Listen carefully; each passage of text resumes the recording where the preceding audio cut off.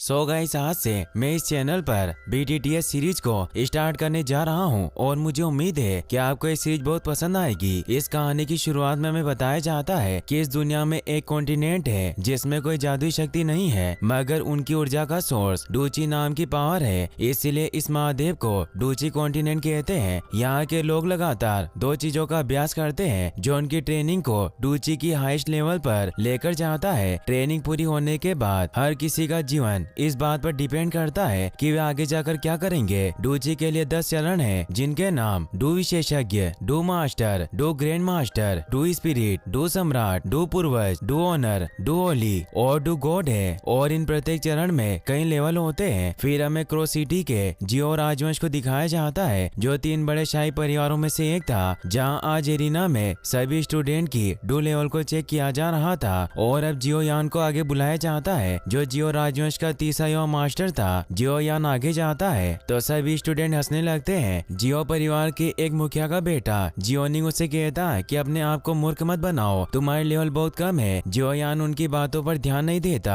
और ऊपर स्टेज पर आ जाता है, जहाँ डू स्तंभ पर अपनी लेवल को चेक करने के लिए हाथ रखता है, मगर उसका डू स्तर केवल 30 लेवल पर होता है, जो बहुत कम था। इसीलिए सभी उसका मजाक उड़ाते हैं, क्योंकि बचपन में उसे जीनियस कहा जाता है। उसकी पावर बचपन में ही 30 लेवल पर पहुंच गई थी और 11 साल की उम्र में उसने 10वें डूची स्तर को पार कर लिया था, मगर 3 साल पहले से उसकी पावर कम होने लग गई थी। इसीलिए स्टूडेंट बातें करते हैं कि वास्तव में अपने परिवार के लिए निकम्मा लड़का है। जियोनिंग कहता है कि अगर तुम कबीले के मुखिया के बेटे नहीं होते तो तुम्हें बहुत समय पहले ही अपने परिवार से निकाल दिया जाता। फिर अब टेस्ट के लिए जियो मेई नाम की लड़की को बुलाया जाता है। जियो यान उससे पूछता है कि क्या तुम सच में मुझसे नफरत करती हो, मगर वो कोई जवाब नहीं देती। जियो शर्म की वजह से मुंह नीचे करके वहाँ से जाने लगता है। तभी वहाँ जियो जूनियर आ जाता है, जो उसका हाथ पकड़कर कहती है कि तुम्हें परेशान नहीं होना चाहिए। जूनियर को टेस्ट के लिए बुलाया जाता है, इसीलिए वो जियो यान को कहती है कि तुम मेरा इंतजार करना। ये कहकर वो अपना लेवल चेक करने चली जाती है। वो जब अपनी लेवल चेक करती है तो उसका लेवल 9 होता है, जो बहुत ज्यादा था। इससे सभी हैरान रह जाते हैं और सब उसे देखने जाते हैं, मगर जियो यान वही खड़ा रहता है और मन ही मन में कहता है कि जूनियर मैं तुम्हारे लिए काफी खुश हूँ, मगर मैं तुम्हारे लिए अच्छा नहीं हूँ। तभी बारिश होने लगती है और हमें जियो फैमिली के मीटिंग हॉल को दिखाया जाता है, जहाँ जिया ली भी नाम का आदमी जियो परिवार के प्रमुख जान जियो को धमका रहा होता है, क्योंकि उनके बाजार को हड़पना चाहता था। जान जियो जिया लीबी को कहते हैं कि तुम हम पर दबाव नहीं डाल सकते, तो जिया लीबी हंसने लगता है और कहता है कि मेरे पास बहुत पैसे हैं, इसीलिए मैं और एओ बाबा मिलकर तुम्हारे बाजार और वुटेन सिटी के 2 परिवारों का प्रतिनिधित्व कर सकते हैं। और बाजार हमेशा अपने हाईएस्ट बोली लगाने वाले का होता है और हमारा ऑफर तुम्हारे ऑफर से 3 गुना ज्यादा है, इसीलिए तुम हमसे मुकाबला नहीं कर सकते। और अगले साल जियो परिवार को क्रो सिटी छोड़नी होगी। इसे जान जियो के पहले और दूसरे एल्डर काफी गुस्सा होते हैं, जो 2 परिवारों के मुखिया थे, और उस पर हमला करने के लिए तैयार हो जाते हैं, मगर जान जियो उन्हें रोक लेता है और जिया लीबी को एक कार्ड दिखाकर बताता है कि मेरे बेटे जियो यान की शादी का प्रपोजल है। तो ऐसे जिया लीबी हैरान रह जाता है। जियो ली का साथी एओबा कहता है कि जियो यान तो वही है जिसने 11 साल की उम्र में 10वें डूची स्तर को पार कर लिया। जिया लीबी जब वो वेडिंग कार्ड पढ़ता है तो उसे पता चलता है कि जियो यान की शादी नालन येन रेन के साथ होने वाली है, तो ऐसे वो शॉक्ड रह जाता है। एओबा कहता है कि शादी का प्रस्ताव कब जारी हुआ, हमें इसके बारे में पता क्यों नहीं चला। जान बताते हैं कि बस एक छोटी सी बात थी, इसीलिए इसे पब्लिक करना जरूरी नहीं था। एओबा जिया लीबी को बताता है कि यूनलेन सेक्ट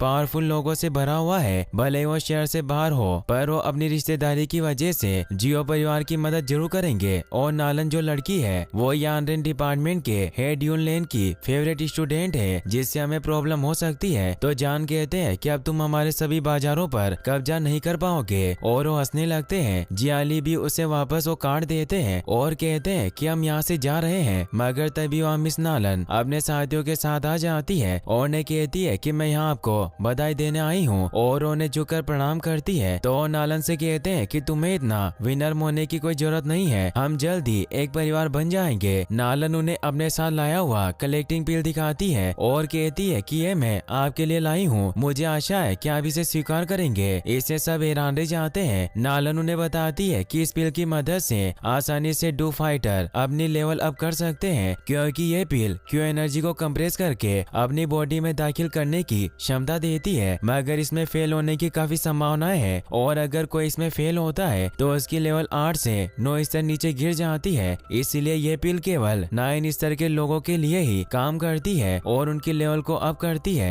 जान उसे कहते हैं कि तुम्हें मुझे ऐसा उपहार देने की जरूरत नहीं थी। नालन उन्हें बताती है कि मैं सच्चाई छिपाना नहीं चाहती, मैं जान गई हूँ कि पिछले 3 साल से जोयान का लेवल काफी नीचे चला गया है, इसीलिए मैं किसी ऐसे आदमी से शादी नहीं कर सकती जो किसी जमाने में जीनियस रहा हो। मैं शादी का ये कॉन्ट्रैक्ट तोड़ना चाहती हूँ। जान हैरान हो जाते हैं और कहते हैं कि यह कोई बच्चों का खेल नहीं है। इस कॉन्टिनेंट में किसी जुड़ाव को बाधित करना इतना आसान नहीं होता। नालन कहती है कि बेशक मैं ये जानती हूँ, इसीलिए मैं इस कॉन्ट्रैक्ट को तोड़ने के लिए ये कलेक्टिंग पिल आपको दे रही हूँ। जान जियो कहते हैं कि मुझे लगता है कि तुम्हारे डिपार्टमेंट के हेड यूलेन इससे सहमत नहीं होंगे। नालन कहती है कि मैंने सेक्शन लीडर यूलेन से अनुमति प्राप्त कर ली है। क्यों नहीं चाहते कि मैं किसी ऐसे व्यक्ति से शादी करूं जिसकी लेवल मुझसे काफी कम हो, और अभी आपका बेटा एक हारे हुए लड़के के अलावा और कुछ नहीं है, इसलिए अब आपके पास इस कॉन्ट्रैक्ट को तोड़ने के अलावा और कोई तरीका नहीं है। तभी नालन के साथियों में से एक आगे आता है और वो 7 स्टार डो ग्रैंड मास्टर जी में बदल जाता है, जो यूलेन सेट का ग्रैंड मास्टर था। यह देखकर जान नालन से कहते हैं कि तुम क्या चाहती हो कि क्या मैं तुम्हारे सामने घुटने टेक दूं? नालन कहती है कि भले ही आप अपनी तलवार निकाल कर हमसे मुकाबला करें, मगर मेरा फैसला नहीं बदलेगा। मैं सगाई तोड़ना चाहती हूँ। तभी जियोयान जूनियर के साथ वहाँ जाता है, क्योंकि उन्हें पता चल गया था कि नालन वहाँ आ गई है और जूनियर ने जियोयान को इस बारे में बताया था। जियोयान नालन से कहता है कि मैं कॉन्ट्रैक्ट रद्द करना चाहता हूँ और कहता है कि अगर ये शादी कैंसिल हुई तो एक कॉन्टिनेंट में हमारी बहुत बदनामी होगी और पीढ़ियों तक हमारा परिवार शर्मिंदा रहेगा। जियोयान नालन के पास जाता है तो उसे कहती है कि क्या तुम ही जियोयान हो? तो कहता है कि क्या मैं तुम्हें हैंडसम नहीं लगता? नालन कहती है कि चाहे तुम कितने भी हैंडसम क्यों ना हो, पर तुम बेकार हो। मुझे तुम्हें देखकर बहुत दुख होता है, इसलिए मैं तुम्हें इस शादी को तोड़ने पर 3 कलेक्शन पीस दे सकती हूँ। साथ ही तुम यूलेन सेक्शन में भी ट्रेनिंग ले सकते हो। सभी से चौंक जाते हैं। जान जियो के साथी एडो ने कहते हैं कि अगर हम 3 क्यू पीस लेते हैं तो हमारा जियो परिवार और अधिक शक्तिशाली हो जाएगा और वो बाजार भी हमारे हाथ से नहीं जाएंगे जिन्हें हमने खो दिया है। दूसरा एल्डर भी उन्हें कहता है कि अगर जियोयान यूलेन सेक्शन में ट्रेनिंग करेगा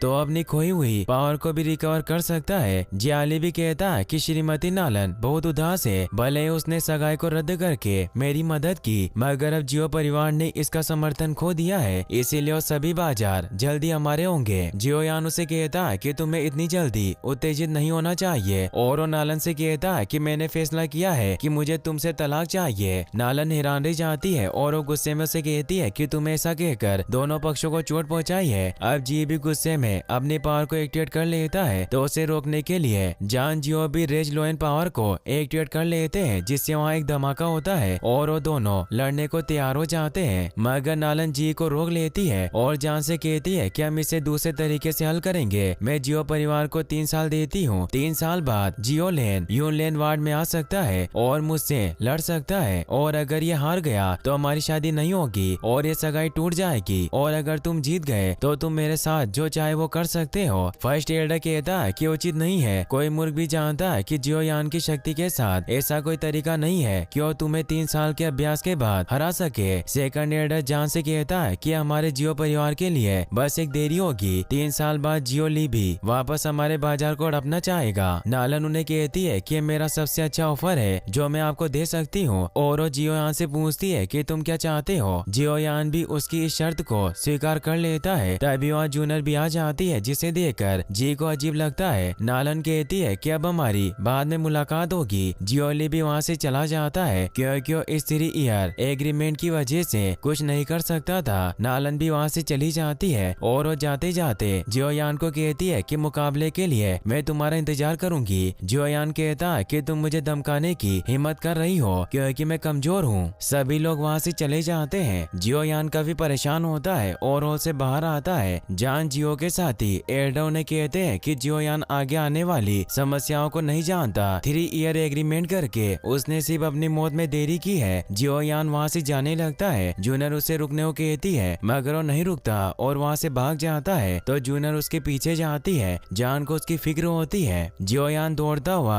एक घर के पीछे आकर रुकता है। तभी वहाँ जूनियर जूनर भी आ जाती है जो उसे समझाने की कोशिश करती है मगर उसकी बात नहीं सुनता और वहाँ से चला जाता है। वो निराश होकर आगे बढ़ रहा था मगर तभी रास्ते में जियोनिंग अपने साथियों के साथ उसे रोक लेता है। वो कहता है कि मैं तुम्हारी राह देख रहा था। जियोयान वहाँ से जाने लगता है मगर उसे जाने नहीं देते। जियोनिंग कहता है कि तुम्हें तो बहुत बड़ा जीनियस कहा जाता था मगर तुमने बहुत बड़ी प्रॉब्लम क्रिएट कर दी। और अगर तुम ये सोच रहे हो कि हम सभी सिर्फ इसीलिए चुप हैं क्योंकि तुम्हारे पिता कबीले के मुखिया हैं तो ये तुम्हारी गलतफहमी है। आज तुम्हारे फैसले की वजह से जियो परिवार को नुकसान हुआ क्योंकि अगर तुम सही फैसला लेते तो आज हमारे पास 3 क्यू कलेक्टिंग पिल होती। और तुमने कभी सोचा है कि इन 3 सालों में हमारे जियो परिवार का क्या होगा? मुझे नहीं लगता कि तुम वास्तव में मिस नालन से लड़ सकते हो। जियोयान उसे कहता है कि तुम ये सब इसीलिए कह रहे हो क्योंकि तुम एल्डर के बेटे होने की वजह से वो कलेक्टिंग पिल हासिल कर सकते थे। अगर मैंने शादी का प्रस्ताव रद्द कर दिया होता।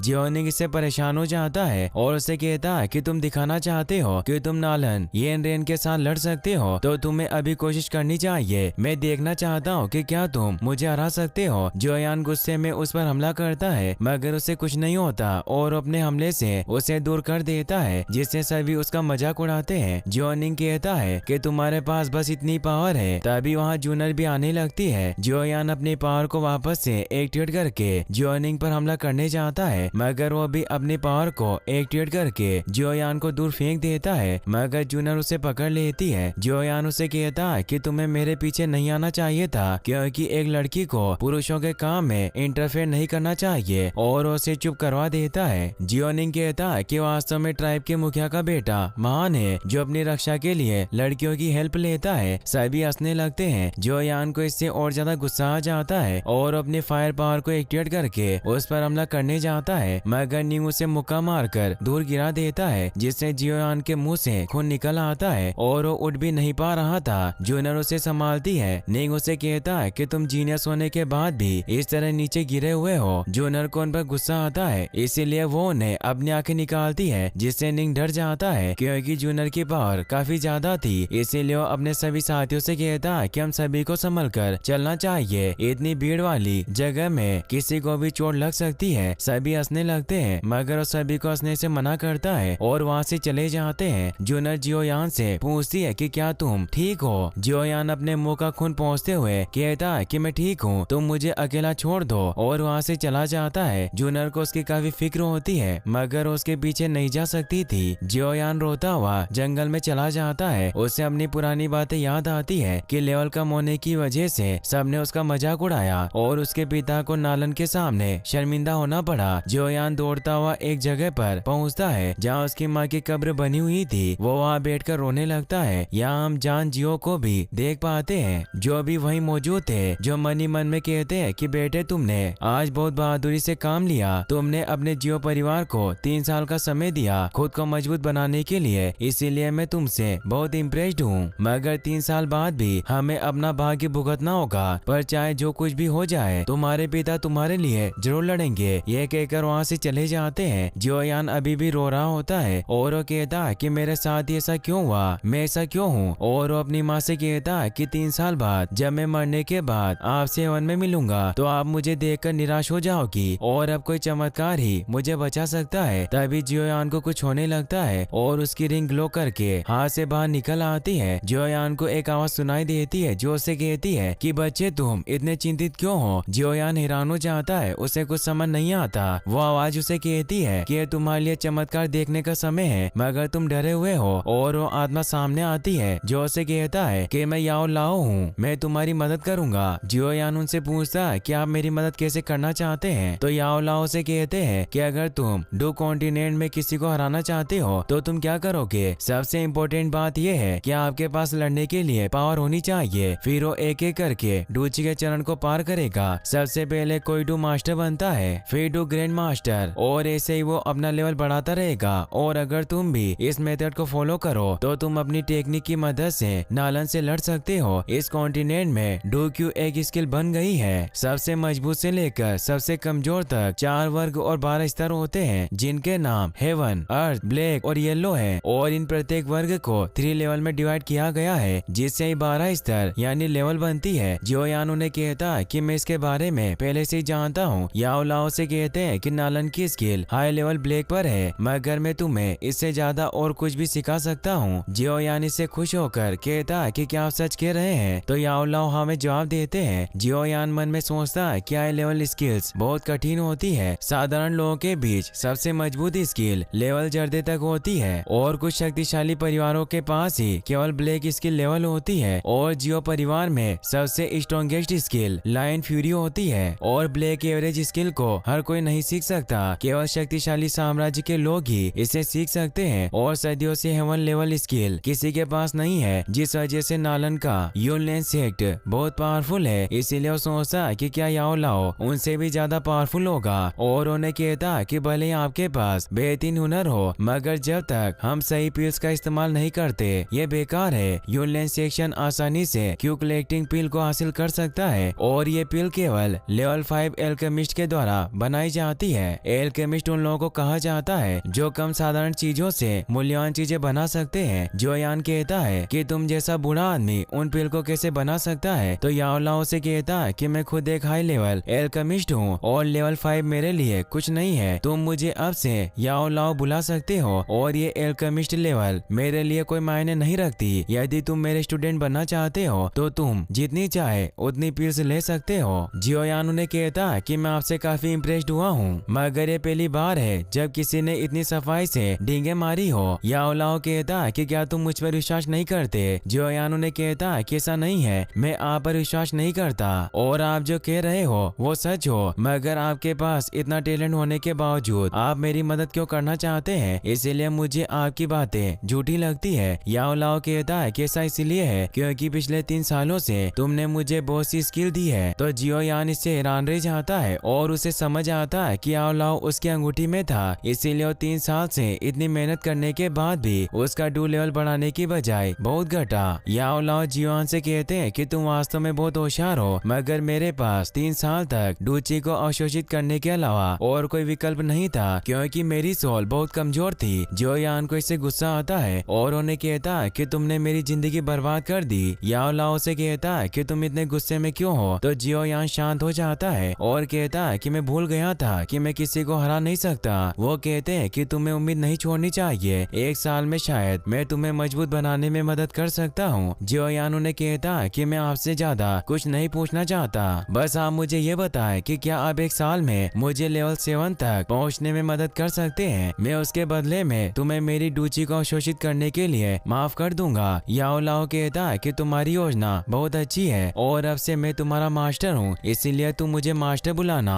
तो जियो यान कहता है कि मैं तुम्हें मास्टर तभी बुलाऊंगा जब तुम मुझे अच्छी तरह से सिखाओगे, क्योंकि तुम ही मुझे स्टूडेंट बनने के लिए भीख मांग रहे हो। और उन्हें बूढ़ा आदमी कहकर बुलाता है। इससे याओ लाओ को गुस्सा आता है और अपनी पावर से वहाँ बेम्बू को जियो यान की तरफ मोड़ देता है, लेकिन उसे चोट नहीं पहुँचाता और हंसता है क्योंकि उसे डरा रहे थे। वो उसे कहते हैं कि मैं तुम्हारी ट्रेनिंग जल्दी स्टार्ट करूंगा, मगर तुम्हें पहले इस पेपर के साथ रॉ मटेरियल्स को हासिल करना होगा। जियो यान जब उस पेपर को पढ़ता है तो उसमें लिखा था कि उसे 3 आर्किड लीव्स, 2 वाशेड मुड बोनस और फर्स्ट लेवल का इविल कोर वुड एलिमेंट लाना है। इससे वो हैरान रह जाता है क्योंकि ये बेहद कीमती रॉ मटेरियल्स थे। अब वो रिंग वापस से जियो यान के हाथ में आ जाती है। जियो यान अपने आप से कहता है कि इस रॉ मटेरियल्स को खरीदने में हजारों सिक्के खर्च हो जाएंगे, मगर फिर वो सोचता है कि पैसे के लिए मैं मर नहीं सकता, इसीलिए मैं इन सभी रॉ मटेरियल्स को हासिल करूंगा। वहीं हम जिया लिबी को उसके महल में देखते हैं जो अपने बेटे से कह रहा था कि जियो यान ने हमारा प्लान बर्बाद कर दिया। उस 3 ईयर एग्रीमेंट की वजह से हम जियो परिवार के बाजार को नहीं हड़प सकते।